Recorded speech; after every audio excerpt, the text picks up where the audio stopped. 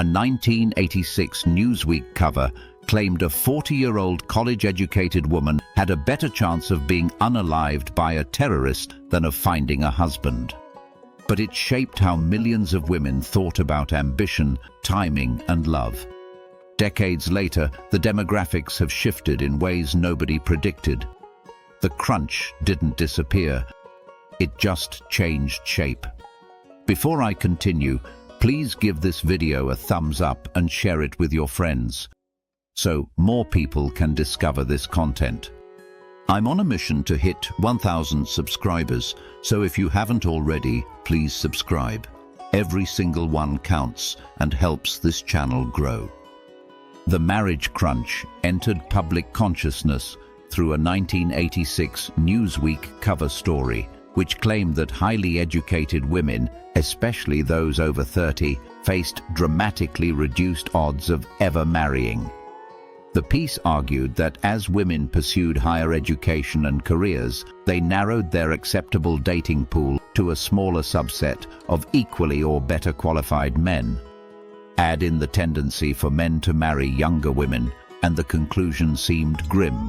Professional success came at a romantic cost. These claims carried real cultural weight, shaping how a generation of women thought about the trade-off between ambition and partnership. But they rested on shaky foundations, demographic projections that failed to account for how rapidly society was about to change. The argument drew on two well-documented tendencies. First, assortative mating, the pattern by which people tend to partner with others of similar educational and socio-economic status.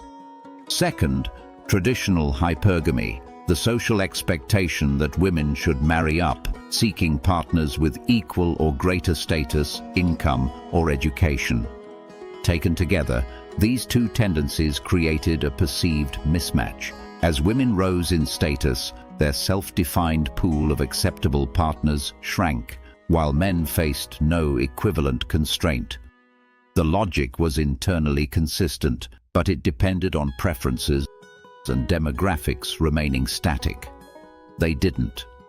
Subsequent decades of data dismantled the original forecast. Many women who delayed marriage into their 30s or 40s, prioritizing education or career, did eventually marry. More strikingly, contemporary research shows that college-educated women are now as likely, if not more likely, to marry than women without degrees.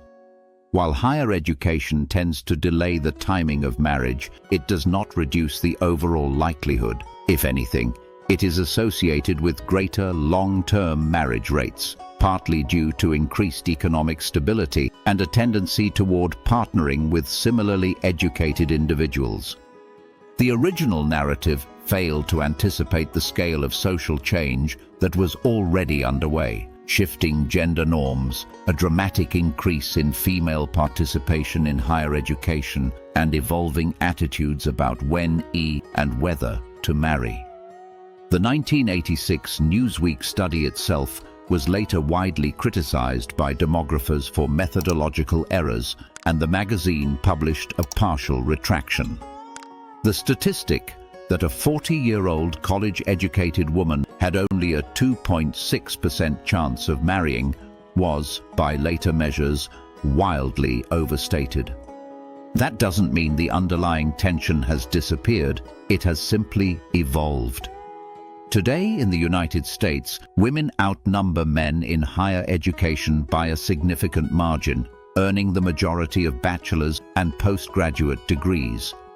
This creates a genuine numerical imbalance at the top of the educational distribution. There are now more highly educated women than highly educated men in the dating pool. Dating apps have made this dynamic more legible. Platforms like Tinder, Bumble, and Hinge allow users to filter by education, profession, and income, reinforcing selective behavior. Research consistently shows that women, on average, continue to express a preference for partners with equal or greater socioeconomic status, while men tend to apply those filters less rigidly.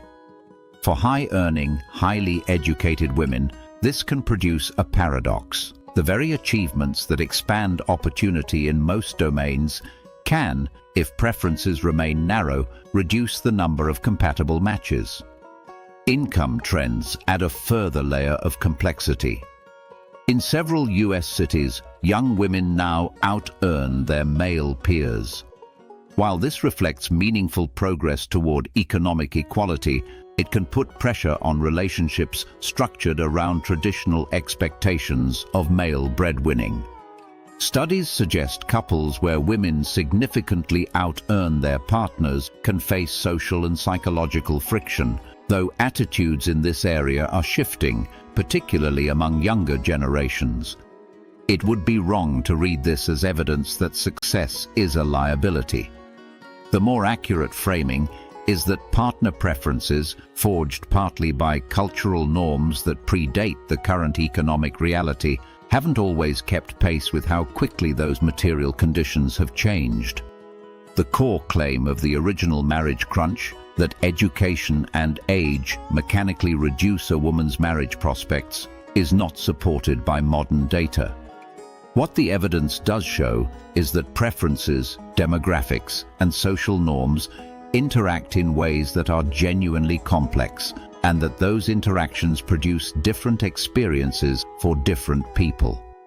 A highly educated woman in a major city is not doomed. She may, however, face a more specific matching challenge than someone with more flexible preferences or a different demographic context. The story is less about declining options and more about a lag between rapidly changing economic realities and more slowly evolving social expectations on all sides. If this piece made you think differently about dating, education, and the stories we inherit, share it with someone who'd find it useful. And if you have a take on how these dynamics have played out in your own life, drop it in the comments. These conversations matter most when more voices are in them. Like, share, and subscribe to stay in the loop.